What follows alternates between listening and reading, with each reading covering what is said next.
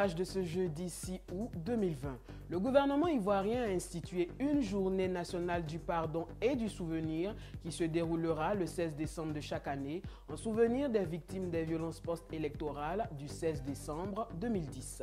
L'information a été livrée mercredi par Sidi Tiemoko Touré, le porte-parole du gouvernement, au terme d'un conseil des ministres présidé par le chef de l'État Alassane Ouattara. L'institution de cette journée spéciale est une exhortation de l'ensemble des Ivoiriens et des habitants de la Côte d'Ivoire au pardon réciproque afin d'honorer sans discrimination la mémoire de toutes les victimes, a précisé le porte-parole du gouvernement. Toujours en Conseil des ministres, une ordonnance modifiant et complétant l'ordonnance du 3 mai 2018 portant répression de la commercialisation et de l'exploitation illicite des produits agricoles soumis à agrément a été adoptée ainsi que son projet de loi de ratification. Cette ordonnance met en place un dispositif spécial en vue d'éradiquer le phénomène d'exportation frauduleuse des matières premières agricoles, notamment l'anacarde. Elle prévoit à cet effet la confiscation et la vente immédiate des produits saisis ainsi que les moyens de transport selon la procédure judiciaire simplifiée.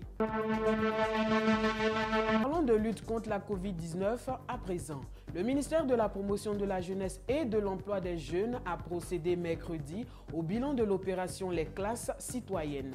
Les résultats de cette action ont été présentés par les directions de la vie associative et du renforcement de capacité des jeunes et de la protection des jeunes. Les classes citoyennes sont une campagne nationale qui consiste à sensibiliser, informer et former les jeunes sur les bonnes pratiques dans le cadre de la lutte contre la COVID-19. Cette conférence de presse bilan a été l'occasion pour le ministère de la Promotion de la Jeunesse et de l'Emploi des Jeunes de procéder au lancement de la Semaine nationale de la jeunesse qui aura lieu du 10 au 14 août 2020.